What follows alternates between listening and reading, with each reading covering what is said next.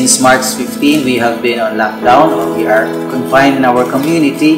But even if we are confined here, we continue doing our work.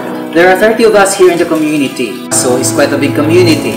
But it's also a blessing, since there are many of us, we can share responsibilities. So when it comes to our relationship with the parish, we continue our work as much as we can do it, given the limitations that we have with this lockdown. We continue our sick calls, we respond to sick calls, we also do funeral masses for those who died. But more so, also we reach out to our parishioners who are in need, especially the poor, with giving out of food packs and reaching out our brothers and sisters in the parish and also in the frontlines. So far, for the past almost 2 months, our life, though confined here, has been joyful and trying to do our best to reach out to those in need, even in this time of our lockdown. Public celebration of the Holy Mass was suspended. This is how we have experienced for the past months our empty church. Our pews and the altar are now filled with dust. And here inside the church, it seemed to be so lonely and sad. Yet this empty church only reveals to us how we have also recognized our hunger. The empty church tells us that we hunger for healing and deliverance from the virus COVID-19. We hunger for our community, for the things that we do as a community before. We hunger for the sacraments readily made available before us, but now being deprived from the public. We also hunger for work, as many lost their jobs and businesses stopped or limited.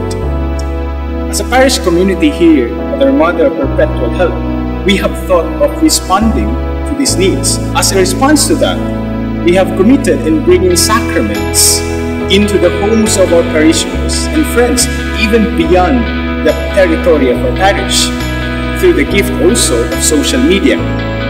This is how we have realized how the power of sacraments and the power of preaching can play a very important role in the life of the Christian community in times of crisis such as this.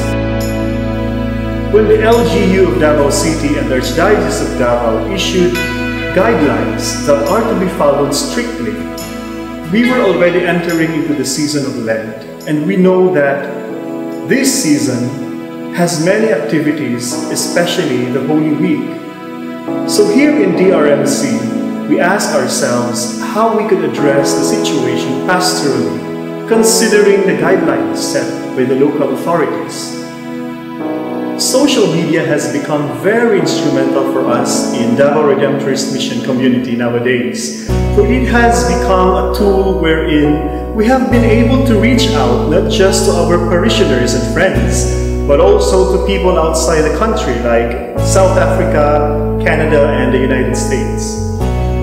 People have been able to participate in the live-streamed daily masses and other spiritual activities, especially during the Holy Week. In situations like this, we need to find ways creatively on how we can respond to the spiritual needs of our faithful. And in another concrete way, our parish community also, the Redemptorist priests and brothers, have started buying goods, repacking, and distributing the goods to areas where people have not received food packs from the government. This is our way of augmenting the responsibility of the local government to the people. So we have identified street dwellers, renters, informal settlers, internal migrants who are daily wage earners and have lost their jobs. These days have become too difficult, especially for them. Through the charity fund of the parish and through the generous contribution of our friends here and abroad, it was made possible to respond in a very concrete way to the hunger felt by our brothers and sisters. This action is indeed a way of making this empty church alive and filled with kindness and goodness at its background. Thus, even though physically the church is empty, yet we as a church, as people of God, there is so much life and goodness to be found even during this crisis. I was tasked by the community to procure goods and distribute them to our brothers and sisters who are really in need of food. The first time I was there, I was really afraid. In a situation like this COVID pandemic, it really struck fear in me to interact with people. But then I was there for the first time, and then the second time, and then the third.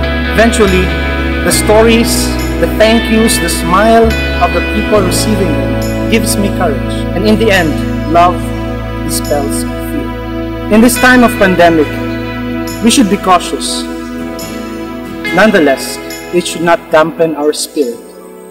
It continues to challenge me to be a living witness of the Redeemer. Matut pa nila ang ato kunong tinuod nga kolor mulutaw kung dunay mga kalisdanan. Very inspiring that the Redemptorists of Davao, along with the Redemptorists in the different units, especially in ASIA-OCEANIA, trying to live up to the ideal of the theme, Witnesses of the Redeemer in solidarity for mission to a wounded world. Very inspiring that the young, especially in trying to proclaim the gospel during the lockdown, were able to make ways by which the gospel was preached to the faithful. Very limited, but at the same time, very powerful. There was also the reaching out to the most abandoned, especially those na wala matagai o tabang sa atong panggobyerno. So to me, that's very inspiring, allowing us to really show who we are at this time of crisis. In reality, there are also many people in the parish who are reaching out to us, giving us food, giving us things that we can also share with them. We thank you for your continued help and support. For all of you who reach out to us to help our brothers and sisters in need, those who are in need of supplies in this lockdown. Also help us continue our online ministry, our masses and reflections. Share with us your resources in order that we may continue our ministry. That we continue to pray for one another and collaborate with one another as we face this pandemic, as we join with one another in the process of healing and recovery. May God bless you, and may St. Alphonsus and our Mother Perpetual